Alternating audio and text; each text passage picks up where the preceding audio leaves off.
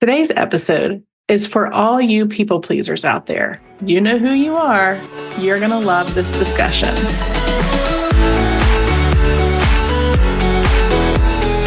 I'm Cameron. I spent years building my career and creating a life I loved. And when my Prince Charming finally showed up, he had 4 kids in tow. Fast forward through lots of mistakes made and lessons learned, step family life was much more complicated than I realized. If you're looking for help with blended family life, you're in the right place. Welcome to the Stepmom Diaries, where we keep it real as we dish about all the things. This is your weekly dose of blended family inspiration and encouragement. You're not the wicked stepmother, so let me help you find your fairy tale ending. Come on, let's do this.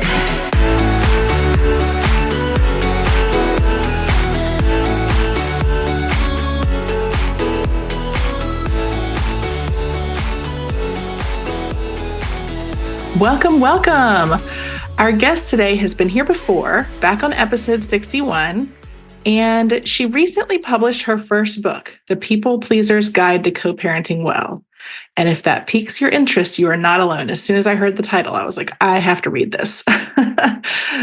Mikki Gardner, my guest today, is a certified life and conscious parenting coach. She's a mom, a speaker, and host of the Co-Parenting with Confidence podcast, and author of the book I just mentioned, The People Pleaser's Guide to Co-Parenting Well. Mikki's personal struggles with divorce motivated her to become a, quote, better mom so that she could better help her son overcome the challenges of their new family dynamic. Drawing on her academic background, professional training, and personal experience, she empowers other moms to move beyond the overwhelming obstacles of co-parenting and to thrive after divorce. Mikki strives to guide moms to navigate the divorce and co-parenting drama by becoming calm, confident co-parents, even without their ex's participation. Mikki is on a mission to help children by helping their moms learn to handle the emotional and practical difficulties of divorce and co-parenting while creating an intentional, joyful, and ease-filled life for both themselves and their children. So excited to welcome Mikki here today. She is also going to be a speaker at our Stepmom Summit in April. I will put the links to get on the list for that, as well as all of Mikki's links in the show notes. So let's dive in with Mikki. Mikki, I'm so glad to have you back. Thanks for coming. Oh, me too. This is exciting. I'm so happy to talk to you, Cameron. Yes. So in the time since you were here last, you have had like a big, huge life event. You have put out a book called The People Pleaser's Guide to Coparenting Well, sorry. Coparenting Well, yes. Yes, distinction. We got to add that well in there. Well, I think that so many stepmoms can relate to first the concept of being a people pleaser. Mm-hmm. Talk to me a little bit, before we get into all that, talk to me a little bit about like why you decided to write a book and why you decided to hit this topic. Yeah. So thank you for asking that. I think, why did I hit this topic? It wasn't intended to be completely transparent with you. I started writing the book just about co-parenting. But the more that I started to, because I wanted to tell it from the lens of my clients, from their stories, what they've been through, because I really think that we learn most from storytelling and from what other people have gone through. And the one common theme that I saw with each of the women and men, there's also a man that I highlight in the book. Way to go, Tom. Because there's some guys out there doing it, like got to give them props, doing this work. But what I really was seeing is that the people pleasing was just a common thread that was throughout every conversation. And it is with most of my clients. And so you start to look at that and you're like, okay, why are there so many people pleasers out there? Well, I think to start to understand, we have been conditioned and taught and raised and spoon-fed people pleasing.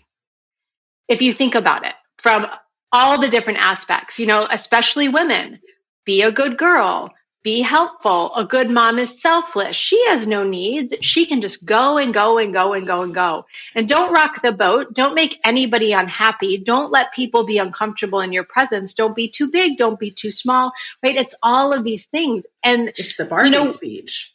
It is, yes.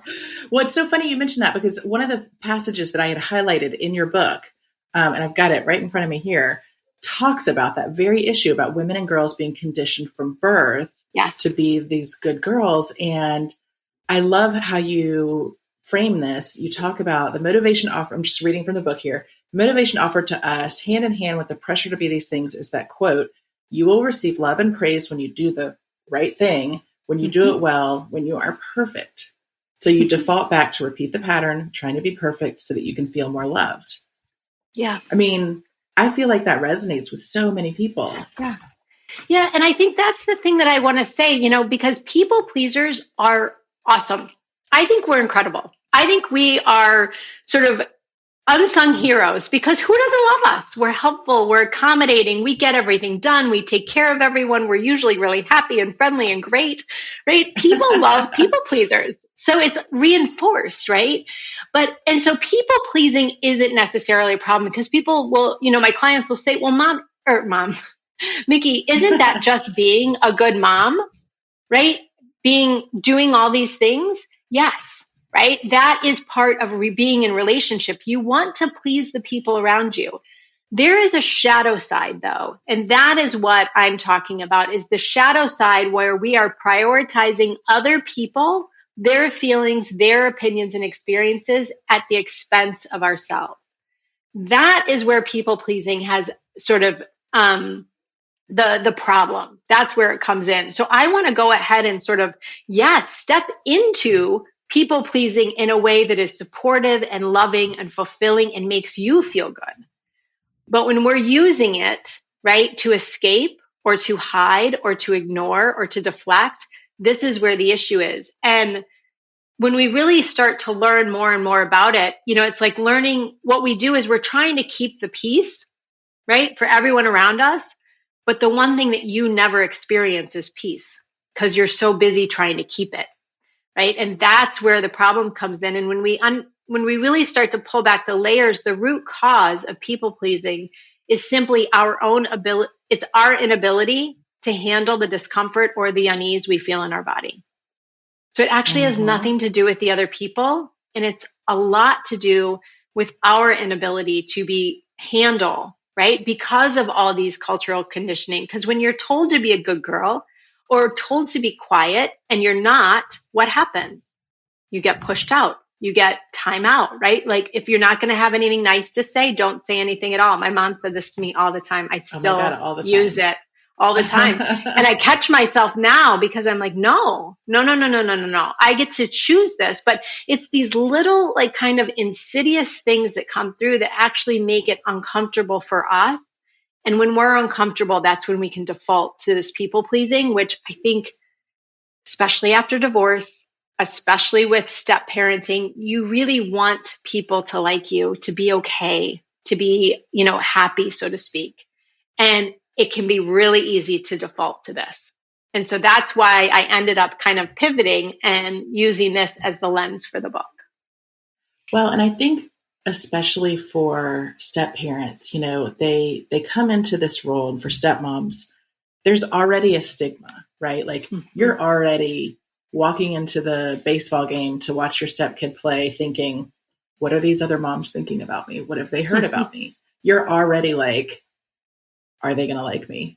So, your inclination already is to sort of push your needs to the side because I want them to like me, and even when you're dealing with an ex who, is nasty to you or whatever, like, why won't she like me? It sort of comes down to that, the little girl inside of you, right? Like, absolutely.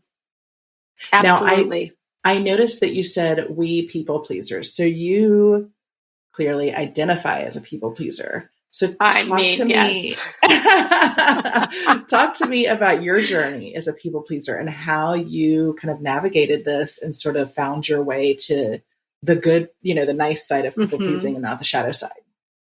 Yeah, I opened the book with a story from my own life, which sort of highlights the people pleasing to me in a nutshell, and I'll summarize it here. But my son was probably around 5 or 6, so we were maybe a year or two after the divorce, and he was really struggling.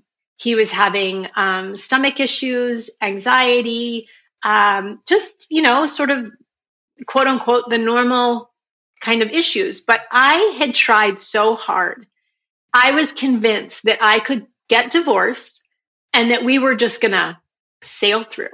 Like this was just going to be a short blip in what was going to be a perfect solution for everybody. It's a lovely aspiration. Thank you. Yes. Misguided, but it was there. And it was a good goal, right? Like I really wanted to minimize the impact on my son, which that's the good part. Where I was starting to see is that I was people pleasing everyone. And AKA, that's just a really polite term for controlling, right? I was trying to control everyone and everything so that I could feel okay. But I didn't understand it at that time. And I remember we were in the naturopath's office, getting ready to do, like blood tests, poop tests, all the tests, and my kids' like eyes are getting bigger and bigger. And the doctor left to go get whatever she was getting. And he looked at me and his dad was sitting there. He looked at me and he goes, Mama, why are we here? And I gave him the speech. Well, honey, if there's a resource that can make things better, we're going to find it and we're going to do it. And we're going to make sure that you have everything that you need to be confident and happy and blah, blah, blah, to a 5-year-old, right? And he looks at me and he goes, but Mama, I don't think I'm broken. And did that just like cut you to the crushed my heart. Yeah. But again, I was so much in the place of denial, unaware of what was going on, that I just, nope, this isn't, of course you're not broken. We're not going to do that. I just, again, tried to people please my way around it. And it was probably, if I'm being honest, months until I really started to find myself at that place looking around going, what the heck is going on? What have I created? What am I doing? Why do I feel so miserable? And why am I telling my kid he's broken with my actions? And that for me was really the start of something has to shift. And that's when I really started to get to work on figuring out what was going on. And for me, a lot of it was learning how to just simply, the framework that I teach in the book came after the fact, but it's learning how to be aware of what's going on, right? An honest appraisal and awareness of what's happening. That means that we're aware of our emotions, aware of when we're getting triggered, aware of when we're lashing out, when we're acting out. And then agency, which is a fancy word for choice, understanding that we have choices, right? And the choices I was making at that time looked good on the surface, right? But they were all to avoid, the uncomfortableness that I had versus learning how to make choices that are aligned with what I want. And that's the third step, aligned action. How do I keep going even when it's hard in the direction that I want to go? Because if we're not aware and making choices consciously and choosing the direction that we're going, we are simply reacting to the world around us. And this to me is what is happening across the board. What we're seeing is just like radical reactivity from people. And it's, they're not meaning to do it, many of them, but it's not understanding. We're not having the awareness, and we have to learn how to slow down so that we can I say we've got to get out of reaction and we need to get into responsibility, which is the ability to respond.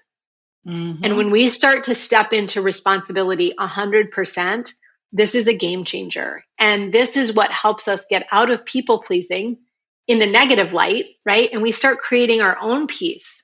And when we create our own peace, we are the single biggest positive influence in our families.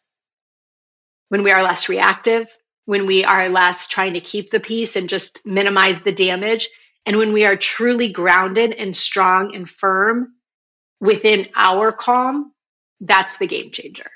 And, for me, it took years and a lot of mess to clean up. And that's why I wanted to write the book, and certainly why I do the work I do now is to help other women maybe sort of circumvent or avoid some of the pitfalls that I did from just being so unaware and not reaching out, not getting help. Well, and it's hard too, because I think, when, particularly for stepmoms who get into blended family life, you jump in and it's not like a first family where you have time to like get used to being married and make decisions about babies and, all of that kind of stuff, you are jumping into the deep end of the pool. Mm-hmm. And all of a sudden there's all this stuff in your life that is out of your control.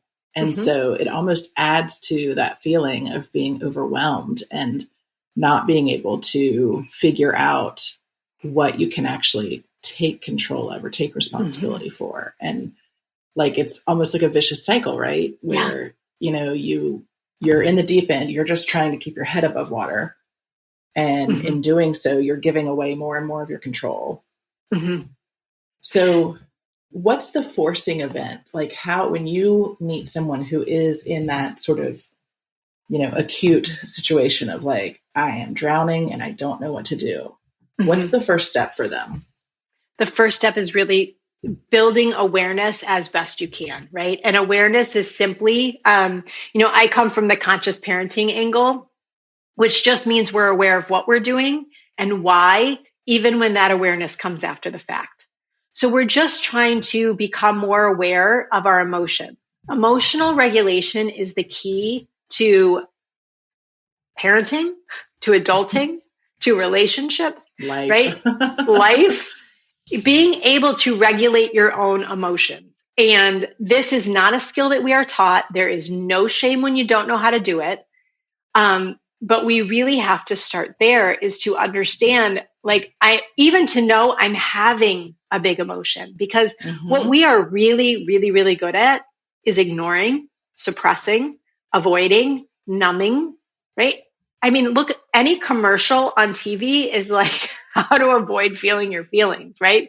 Buy this, that's so true. Take this, right? Take this drug, do this thing, have this cocktail, escape to this vacation, whatever it is, right? We are in an instant gratification world right now, with a brain that is meant to be living in caveman days. That is a really difficult mix, right? And so we have to understand the emotions that we're having, learn how to regulate our emotions, because it's our emotions that come first.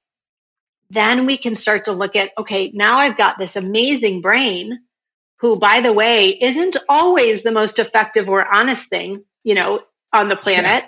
So how do I manage this thing between my two ears, right?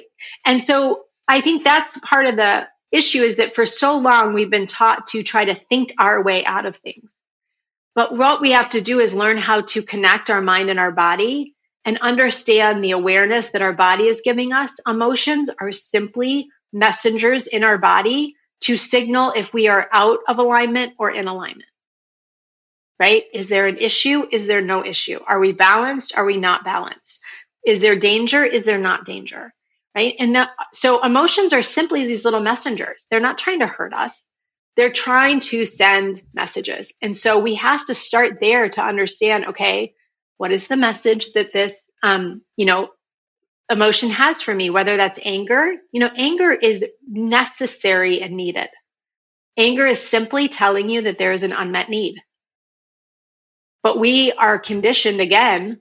There's nothing, there's a saying, there's nothing worse than a woman's, angry scorn or whatever.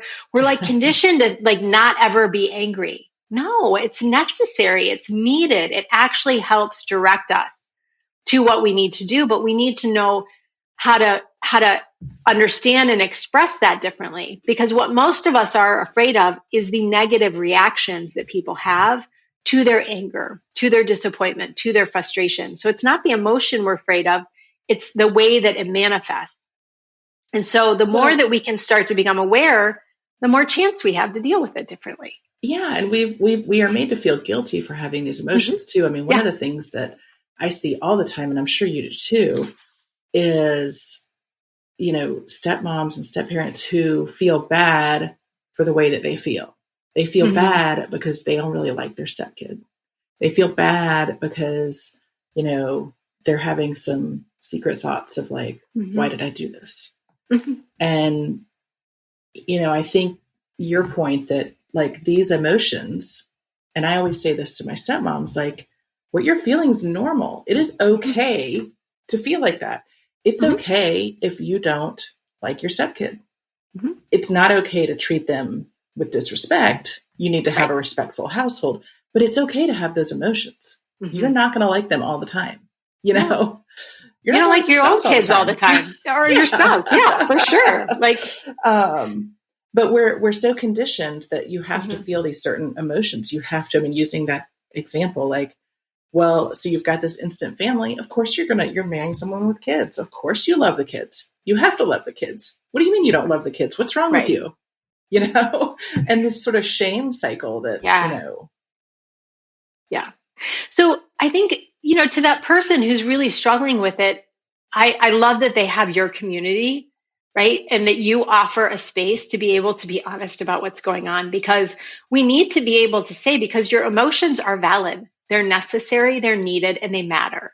Now, and to your point, we don't need to act on every single one of them. No, that's just adult temper tantruming, right? Yeah. But we can't ignore them or act like they don't exist, because, you know, one thing that I always remind myself for sure and my clients of, an emotion will never leave your body until it is fully processed. So if we don't process that anger or that guilt or that grief or whatever it is, we're literally saying to it, not now, just stay here, I'll deal with you later. That is okay in the moment when, like, the three-ring circus of life is happening in your kitchen and you don't have time to deal with the emotion. What the problem becomes is when we are just massive stuffers of emotion and it just builds up and up and up like plaque in our body. You know, this is what they're finding more and more is the cause of inflammation, the cause of stress on the body, the cause of so many issues, because we literally are suppressing and kind of saving our negative emotions for later. And the other thing is, if we're not willing to feel the negative emotions, we kind of dumb down or pull down on the good emotions, on the ones we want to feel, right? If we're so busy avoiding anger or frustration or disappointment or guilt, right, what we're doing is we're not allowing ourselves to feel calm and joy and laughter and fun. And so we've got to sort of learn how to regulate so that we actually get the full experience, because we were given all these emotions for a reason. And we want to be able to navigate them differently. And so that's really the work that I wanted to talk about and wanted to sort of bring to this space. I love it. And you've done a great job. This book is fantastic. Thank you. Let me ask you sort of a little off topic, but maybe adjacent to the people pleaser topic, because we're talking, as we're talking about all of this and stuffing down emotions and doing this work on ourselves, it occurred to me when you were talking about the, instant gratification and you see the TV commercials. And I feel like it's that way with the self-care industry, right? So you have like these billions and billions of dollars that are put into advertising and selling us, lavender baths and eucalyptus shower sprays, which by the way, I have and love. Sure. There's nothing wrong with that stuff, but nothing wrong. That's the quick fix that you're not going to actually get. And the real self-care, isn't it doing the work you're talking about? Isn't that the self-care that we should really be focusing on? Yeah, 100%, right? True self-care is taking care of yourself, right? Mind, body, spirit. And that can't be done with a manicure and a bubble bath. Yes, those things can absolutely make you feel good in the moment and wonderful, but really learning how to not react and pull back and start to choose. I think that this is a form of self-care. Giving yourself what you need is a form of self-care. Now, the great thing is that we're just animals dressed up in fancy clothing, right? But we have pretty basic needs. We're not overly complex. But when we ignore and don't give ourselves, restrict those needs being met, this is where things really can ramp up. And so to me, it's looking at taking care of your basic needs. Sleep. How much water are you getting? Are you getting good food? Are you getting sunlight on your face? Are you exercising? Right? They're not overly sexy or glamorous things, but really starting to become aware of what is working, what am I doing in support of who I want to be, and where am I restricting that? And that kind of awareness is one of the first steps. I was just talking to a client the other day, and I asked her, because she's doing so well. I mean, her co-parenting relationship has shifted she's feeling so much less stress in the relationship and how things are going. And I said, what is it that shifted? And she said, I drink water, I go to sleep, and I exercise, right? And she's got a little 2-year-old. But it was just the sheer fact of putting her needs as non-negotiables, right? And that's one of those things is we have to decide that we matter and that we have to keep ourselves filled up. Otherwise, we have nothing to give. And so learning how to do that in a way that is supportive for you, I think is really important, because when you are more filled up, when you have more to give, this actually impacts your ability to be more aware and more responsive. We get triggered when we are depleted, right? Mm-hmm. That is like true. And so the point isn't to just not get triggered. Like if we're thinking about it as like a cliff, the point isn't to not jump off the cliff and get triggered.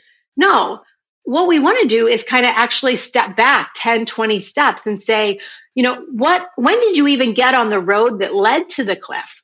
Let's go back there and start to reroute, right? That's that aligned action. And we have to do that through pausing, creating space and time to actually look at what am I doing without judgment, without blame, just really what am I doing and where am I supporting or not supporting myself?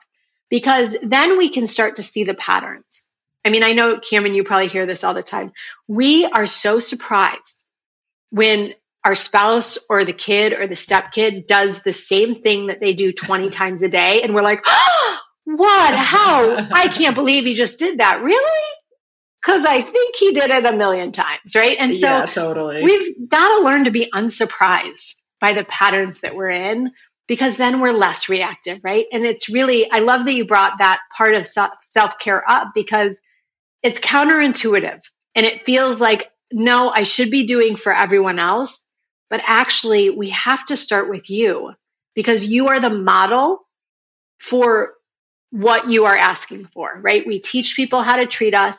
And I always like to think of it. And that was really, there's been a number of times in my journey, once the night I decided to ask for a divorce, and several times after, where I had a moment where I was looking at myself, right, from like outside of my body. And I heard a very clear voice ask, is this what you want Leland to see? Leland's my son. Is what you want him to see as a mom and a wife? And it was a hard no. Mm-hmm. And those are the moments where we have to say, okay, I'm either going to beat myself up, I'm going to shame myself, and I'm going to like put my head down and just run, or I'm going to step back and really start to do the basic things that I need so that I can assess the situation, so that I can move forward. Because we have to be willing to do that. And the thing about, self-care is when we're not taking care of ourselves and we're not really filling ourselves up, we actually make it harder to problem solve.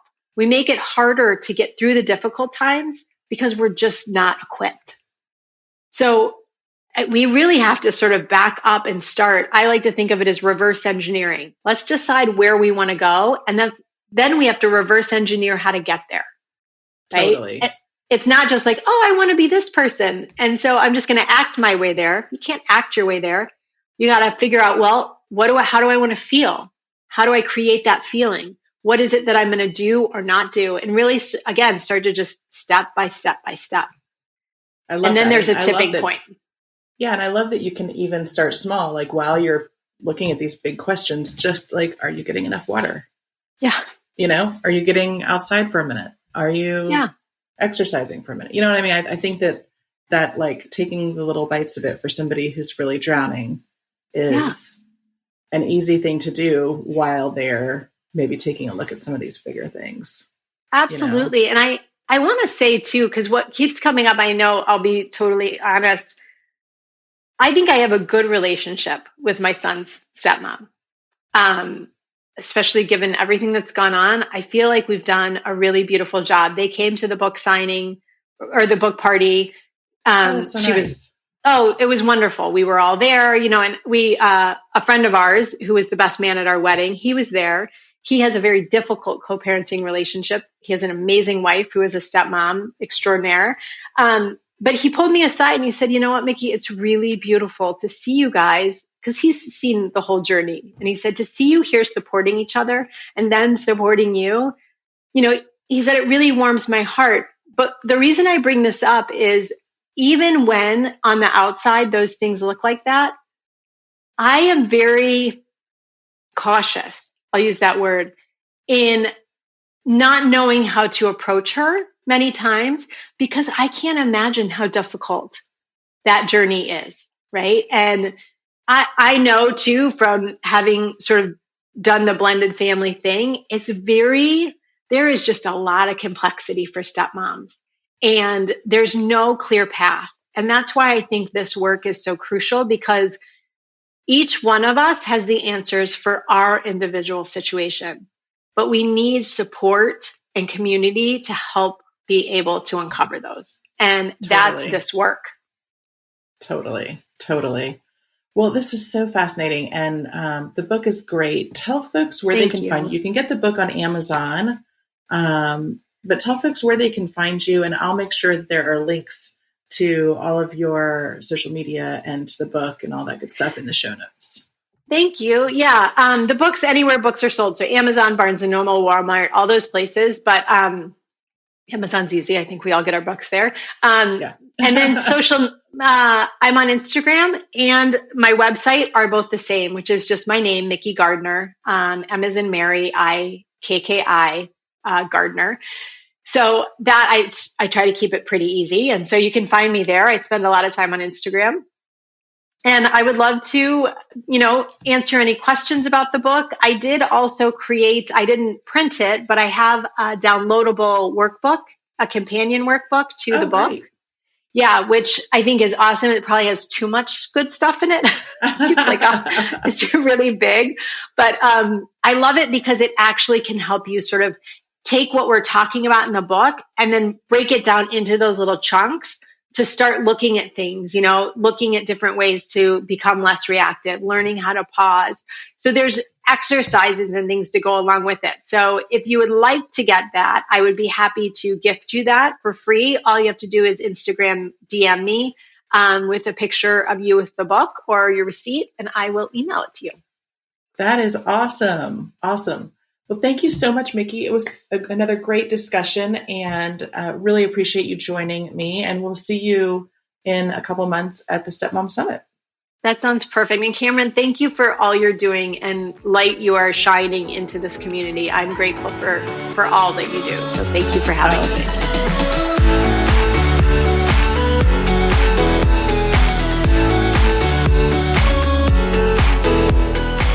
That's it for this week. If you've enjoyed our chat, I hope you'll help spread the word. Share this episode with friends and head on over to wherever you listen to podcasts and leave me a review. And don't forget, for more great stepmom content, head on over to thiscustomlife.com and follow me on social media. Just search This Custom Life on Facebook, Instagram, Twitter, and Pinterest. Until next time, you keep being you and know that we are in this together. See you here next week.